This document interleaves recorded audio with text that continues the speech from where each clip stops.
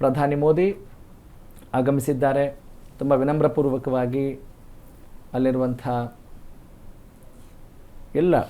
ಎಲ್ಲರೂ ಗಣ್ಯರೇ ನನಗೆ ಇವತ್ತು ಅನಿಸೋದು. ಅಲ್ಲಿ ಯಾರು ಸೇವಕರು ಅಂತ ಅಲ್ಲ, ಪ್ರತಿಯೊಬ್ಬರೂ ಕೂಡ ಗಣ್ಯರೇ. ಯಾಕಂದರೆ ಎಲ್ಲರೂ ಅವರವ್ರ ಕೆಲಸಗಳನ್ನು ಎಷ್ಟು ಶ್ರದ್ಧೆಯಿಂದ ವಿಲ್ಲಿಂಗ್ಲಿ ದೇ ಆರ್ ಡೂಯಿಂಗ್. ನೋಡಿ, ಗೌರವವನ್ನು ಸೂಚಿಸ್ತಾ ಇದ್ದಾರೆ. ಇದನ್ನು ಎಷ್ಟು ಒಂದು ರೋಷಾವೇಶ ಅನ್ನೋದಕ್ಕಿಂತ ಹೆಚ್ಚಾಗಿ ಶೌರ್ಯದಿಂದ ಆ ದಿನವೇ ನೆನಪಾಗ್ತಾ ಇದೆ. 1947 ಆಗಸ್ಟ್ 14 ಮತ್ತು 15 ಮಧ್ಯರಾತ್ರಿಯ ಸುವರ್ಣ ಭಾವನೆ ಇದೆಯಲ್ಲ, ಆ ಕಂಪ್ಲೀಟ್ನೆಸ್ ಇದೆಯಲ್ಲ, ಸ್ವಾತಂತ್ರ್ಯ ಸಿಕ್ತು ಅನ್ನೋದು. ಗಾಂಧೀಜಿಯವರು ಅವಾಗ ಹೇಳ್ತಾರೆ, ಇದು ಸ್ವರಾಜ್ಯವೇ ನಮ್ಮ ಜನ್ಮಸಿದ್ಧ ಹಕ್ಕು ಅಂತ ಹೇಳಿದರೂ ಕೂಡ ಗಾಂಧೀಜಿ ಇದು ಒಂದು ಸಂಕೇತ, ಇದು ನಮಗೆ ಚಿಕ್ಕದು, ಇನ್ನು ಮುಂದೆ ನಾವು ಸಾಧಿಸಬೇಕಾದಂಥದ್ದು ಬಹಳ ದೊಡ್ಡದಿದೆ ಅಂತ ಆಗಲೇ ಅವ್ರು ಹೇಳಿದರು. ತಮ್ಮ ಎಲ್ಲ ಸ್ವಾತಂತ್ರ್ಯ ಹೋರಾಟಗಾರರಿಗೆ ಅವರದ್ದು ವಿಶೇಷವಾದಂಥ ಒಂದು ದೂರದೃಷ್ಟಿ ಇಟ್ಕೊಂಡಿದ್ರು ಮಹಾತ್ಮ ಗಾಂಧೀಜಿ. ಹಾಗಾಗಿ ಅವರು ಇವತ್ತು ಪಿತಾಮಹ ಅಂತ ಕರಿತೀವಿ, ಫಾದರ್ ಆಫ್ ನೇಷನ್ ಅಂತ ಕರಿತೀವಿ.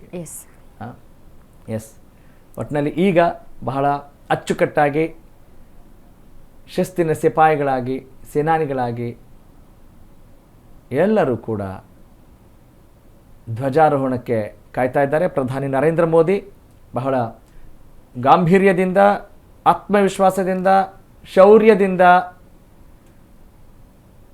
ಕೇಸರಿ ಕಾರ್ಪೆಟ್ ಅನ್ಕೊಳ್ತೀನಿ ನಾನು ಅದನ್ನು, ಅಲ್ವಾ? ಹೌದು ಸರ್. ಎಸ್, ಅವರ ಗಾಂಭೀರ್ಯದ ಹೆಜ್ಜೆ ಕೂಡ ಇಲ್ಲಿ ಬಹಳ ಪ್ರಮುಖವಾಗಿ ಕಾಣಿಸ್ತಾ ಇದೆ. ರೆಡ್ ಕಾರ್ಪೆಟ್ ಅಂತ ಹೇಳ್ತೀವಿ ನಾವು, ಬಟ್ ಅಲ್ಲಿ ಆರಂಭದಲ್ಲಿ ನೋಡಿದಾಗ ನನಗೆ ಕೇಸರಿ ಥರ ಅನ್ನಿಸ್ತು. ಈಗ ನೋಡಿದಾಗ ರೆಡ್ ಕಾರ್ಪೆಟ್ ಅಂತ ಅನ್ನಿಸ್ತಾ ಇದೆ, ಕೆಂಪು ಹಾಸಿಗೆ. ಎಸ್,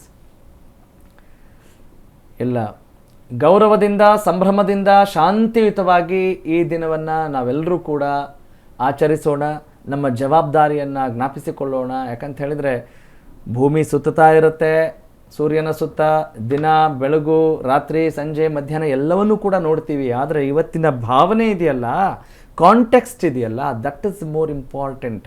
ನಮ್ಮ ದೃಷ್ಟಿಕೋನ ಇದೆಯಲ್ಲ, ಅದು ಬಹಳ ಇವತ್ತು ನಮಗೆ ಗಂಭೀರವಾದಂಥ ವಿಚಾರ ಆಗಿದೆ ವನಿತಾ. Yes sir. ಅಂದರೆ ಇವತ್ತಿನ ದಿನ ನಮ್ದು ಆರಂಭ ಇದೆಯಲ್ಲ, ಅಂದರೆ ಬೆಳಿಗ್ಗೆ ಇವತ್ತು ಇಂಡಿಪೆಂಡೆನ್ಸ್ ಡೇ, ಸ್ವಾತಂತ್ರ್ಯೋತ್ಸವ. ಸೊ ಇವತ್ತು ನಮ್ಮ ಸೆಲೆಬ್ರೇಷನ್ ಹಿಂಗಿರ್ಬೇಕಪ್ಪ, ಈ ರೀತಿಯಾಗಿರಬೇಕು ಅಂದರೆ ಅದನ್ನು ಎಷ್ಟು ಹೆಮ್ಮೆಯಿಂದ ನಾವೆಲ್ಲ ಆಚರಿಸ್ತೀವಿ. ಸೊ ಇವತ್ತು ಇದು ಸ್ವಾತಂತ್ರ್ಯೋತ್ಸವ ಅಂದರೆ ಇವತ್ತಿಗೆ ಮಾತ್ರ ಸೀಮಿತ ಅಂತ ಹೇಳಲ್ಲ, ಬಟ್ ಇದನ್ನು ನಾವು ಪ್ರತಿ ಬಾರಿನೂ ಕೂಡ, ನಾವು ಪ್ರತಿ ಕ್ಷಣವೂ ಕೂಡ ಇದನ್ನು ನೆನೆಸ್ಕೊಳ್ಬೇಕಾಗುತ್ತೆ. ಅಂದರೆ ಹೆಮ್ಮೆಯ ಪ್ರತೀಕ, ಒಂದು ರೀತಿಯಾಗಿ ತ್ರಿವರ್ಣ ಧ್ವಜವನ್ನು ಹಾರೋದನ್ನ ನಾವು ನೋಡ್ತಾ ಇದ್ದರೆ ಏನೋ ಒಂಥರ ಖುಷಿ ಆಗುತ್ತೆ. ಈಗ ನಮ್ಮ ಬೆಂಗಳೂರಿನಲ್ಲಿರುವಂಥ ವಿಧಾನಸೌಧವನ್ನೇ ತೆಗೆದುಕೊಳ್ಳೋಣ, ಅಲ್ಲಿ ಹೋಗಿ ಅದ್ರ ಮುಂದೆ ನಿಂತಾಗ ಏನೋ ಒಂಥರ ಹೆಮ್ಮೆ.